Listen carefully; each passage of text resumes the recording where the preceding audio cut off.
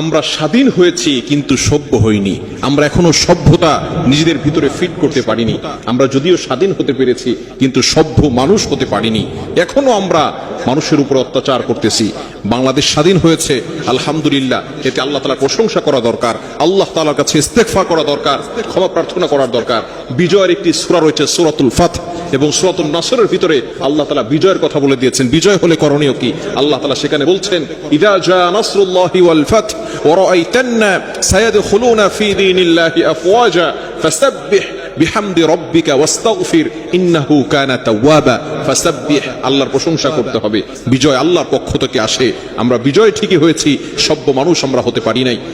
আমরা বাংলাদেশ স্বাধীন হওয়ার পরে এক নাম্বার যেটা করেছি সেটা হচ্ছে গণভবন আমরা লুণ্ঠন করেছি।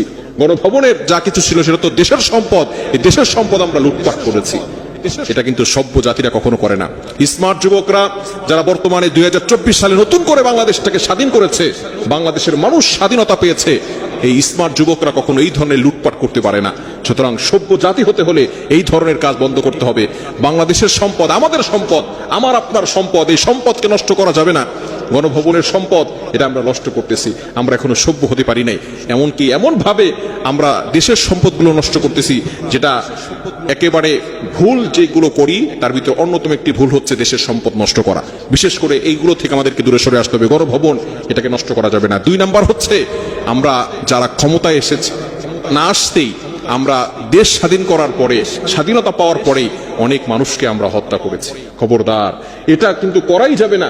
নবীজি সাল্লাল্লাহু আলাইহি ওয়াসাল্লাম যখন মক্কা বিজয় করেছেন, মক্কা বিজয় করার পরে যেই মক্কায় নবীজি সাল্লাল্লাহু আলাইহি সাল্লামকে কষ্ট দিয়েছে, যেই মক্কায় নবীজি সাল্লাল্লাহু আলাইহি সাল্লামের উপরে নির্যাতন করেছে, সেই মক্কায় যখন নবীজি সাল্লাম বিজয় করলেন, ফাতাহ করলেন, মক্কা বিজয় করলেন, নবীজি সাল্লাল্লাহু আলাইহি সাল্লাম সাধারণভাবে সকল মানুষকে ক্ষমার ঘোষণা করে দিয়েছেন। তিনি কারো উপর অত্যাচার করেন নাই, কাউকে প্রতিশোধ নেন নাই। সুতরাং আইন আপনি নিজের হাতে তুলে নেবেন না।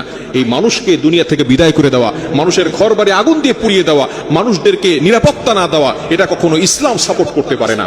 ইসলামের ভিতরে এরকম অসভ্যতা কখনো আমাদের নবীজি সাল্লাল্লাহু আলাইহি ওয়াসাল্লাম করেন নাই। এবং আমরা আমাদের নবীজি থেকে শিক্ষা পাই, আমরা ইসলাম থেকে শিক্ষা পাই, আমরা কোরআন থেকে শিক্ষা পাই।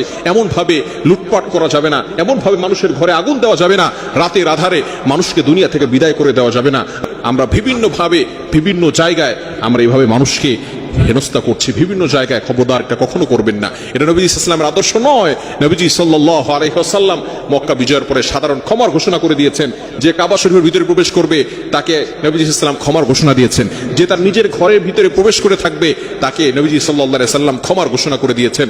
সুতরাং আইন নিজের হাতে তুলে দিবেন না। যারা অত্যাচার করবে, যারা জুলুম করবে, যারা অন্যায় করবে, অবশ্যই আল্লাহ পাক রব্বুল আলামিন তাদেরকে শাস্তি দিবেন, তাদেরকে আল্লাহ তাআলা পতন ঘটাবেন। এজন্য অবশ্যই আমাদেরকে সভ্য জাতিতে পরিণত হতে হবে। ইয়াং পিপল যারা আছি, অবশ্যই আমাদেরকে সতর্ক থাকতে হবে যাতে করে আমরা স্মার্ট সমাজটাকে তৈরি করতে পারি। আমরা বাংলাদেশ স্বাধীন করেছি, স্বাধীনতা যাতে করে রক্ষা করতে পারি। এই স্মার্ট যুবকরা কখনো এই ধরনের কাজ করতে পারে না। সুতরাং দেশের সম্পদ নষ্ট করব না। আল্লাহ তাআলা আমাদের সকলকে বুঝার তৌফিক